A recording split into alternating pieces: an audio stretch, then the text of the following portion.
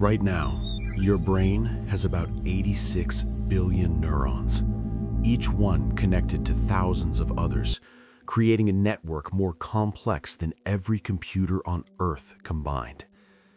One drink, and those connections start misfiring. Two drinks, parts of your brain literally shut off. Three drinks, your brain cells start dying. Not getting damaged, dying. And here's the part that should terrify you. You can't feel it happening. In the next 5 minutes, I'm going to show you exactly what alcohol does to your brain and why that harmless night out might be costing you more than you realize. The moment you take your first sip, alcohol enters your bloodstream and crosses into your brain within 5 minutes. 5 minutes. And it doesn't knock politely. It crashes through a barrier specifically designed to keep toxins out.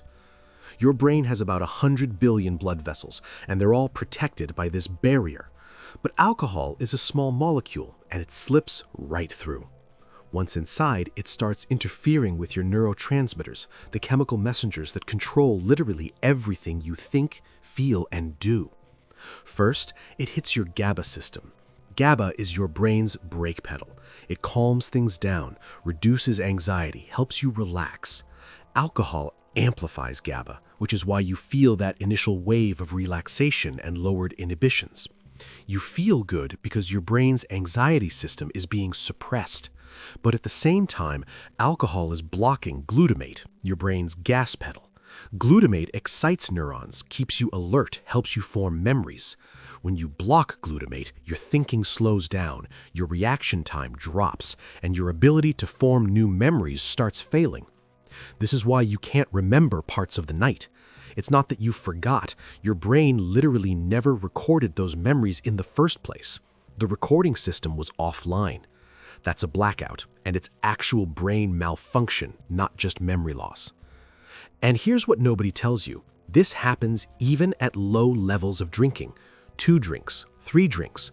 You don't have to be falling down drunk. Your brain is already compromised, already struggling, already being damaged. Now, let me show you what happens when you drink regularly. Not every day necessarily, just a few times a week. The pattern millions of people follow and think is completely normal. Your brain cells communicate through connections called synapses. You have trillions of them. Every time you learn something new, every memory you form, every skill you develop, that synapse is being created and strengthened. Your brain is constantly building and rebuilding these connections. But alcohol disrupts this process. It damages the structure of neurons, weakens synapses, and prevents new connections from forming properly. If you drink regularly, your brain is constantly trying to build and repair itself while being attacked by a neurotoxin. Studies show that people who drink heavily have measurably lower cognitive function. Their processing speed is slower. Their working memory is weaker. They struggle with complex problem solving, and they often don't even notice because the decline is gradual. But the brain damage goes deeper than just cognition. Chronic drinking actually changes your brain structure.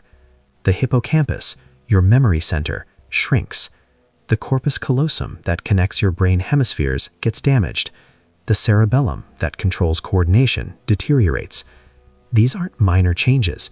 These are visible, measurable reductions in brain tissue. And here's the terrifying reality. Some of this damage is permanent. Once you've killed enough brain cells, once you've destroyed enough connections, you can't fully recover them. Your brain is remarkably resilient and can heal a lot, but there are limits. Cross those limits, and you're living with permanent cognitive impairment. People in their 40s and 50s who've been heavy drinkers for years often have brain scans that look like someone in their 70s. 20 years of aging accelerated by alcohol. And they wonder why they can't remember things, why they can't focus, why everything feels harder than it used to. Now, let's talk about the part of your brain that makes you you. Your prefrontal cortex, right behind your forehead. This is your decision-making center, your impulse control, your ability to think about consequences. It's what separates us from animals. It's what keeps you from doing stupid, dangerous, or regrettable things. And alcohol shuts it down. not completely at first, but progressively. With each drink, your prefrontal cortex gets quieter and quieter. This is why drunk you sends that text sober you would never send, why you get in the car even though you know you shouldn't, why you pick fights, make terrible decisions, say things you can't take back. Your judgment system is offline. The part of your brain that says, wait, this is a bad idea, isn't working. But here's the really disturbing part. While your prefrontal cortex is shutting down, your amygdala, your emotional center, is ramping up. You're more emotional, more aggressive, more likely to cry or rage or feel intense fear. You have all the emotions but none of the control. This is why alcohol is involved in so many assaults, accidents, and tragedies. You're essentially creating a brain with powerful emotions and no brakes. And people die because of this, every day. Not from being careless or bad luck, from predictable brain dysfunction that we pretend is just having fun.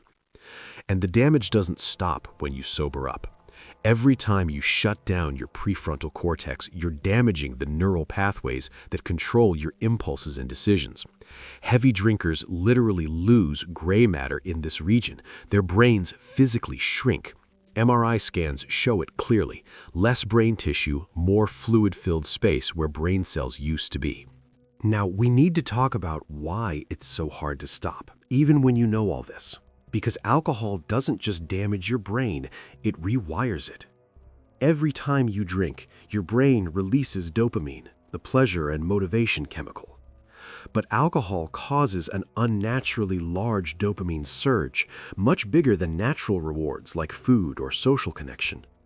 Your brain notices this, and your brain is designed to seek out whatever causes dopamine release.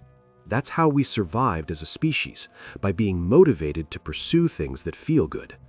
But alcohol hijacks this system. It creates a dopamine flood that your brain starts to crave. With repeated drinking, your brain physically changes. It creates stronger pathways to alcohol-seeking behavior.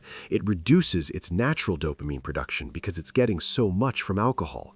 And it increases your tolerance, meaning you need more alcohol to get the same effect. This is how addiction forms, not from moral weakness or lack of willpower, from literal physical changes in your brain's wiring. Your brain has learned that alcohol equals survival-level reward, and it will drive you to seek it out even when your rational mind knows it's destroying you. And the cruel irony? The more you drink, the worse you feel without it, because your brain's natural dopamine system is suppressed. Things that used to bring you joy, hobbies, relationships, accomplishments, don't feel as good anymore, because your brain is adjusted to the massive dopamine hits from alcohol. You've literally trained your brain that normal life isn't rewarding enough. But here's what you need to understand. Your brain wants to heal. It's designed to heal. The moment you stop drinking, your brain starts repairing itself. In the first week, the fog starts lifting. Your sleep improves. Real sleep, not alcohol-induced unconsciousness. Your anxiety decreases because your brain chemistry is stabilizing. By 1 month, your brain is producing dopamine naturally again. Colors seem brighter, music sounds better. You start feeling genuine joy from normal activities. Your memory improves, your focus sharpens. 3 months, 6 months, your brain is rebuilding connections, growing new neurons, strengthening synapses. MRI studies show actual brain volume increasing as inflammation decreases and tissue regenerates. But you have to actually stop, not cut back, not just weekends, stop. Because every time you drink, you reset the damage, you interrupt the healing, you reinforce those addiction pathways. And I know what you're thinking, but I only drink socially, or I'm not an alcoholic, or I can control it. Listen to me. If you're making excuses for why you can't stop drinking, your brain is already changed. That's the rewiring talking. That's the addiction pathways telling you they need to be fed. Your brain is the most complex, precious thing you own. It's literally what allows you to experience life, to love, to learn, to be you. And every drink damages it. Not might damage it, does damage it. That's not opinion, that's neuroscience. So here's my challenge. Stop drinking for 30 days. Just 30. And pay attention to what changes. Your sleep, your mood, your memory, your clarity. Let your brain show you what it's capable of when you stop poisoning it. you might be surprised by how much better you feel. Or you might be surprised by how hard it is to stop, which tells you everything you need to know about whether your brain is already rewired for addiction. The choice is yours, but now you know the truth, and you can't unknow it.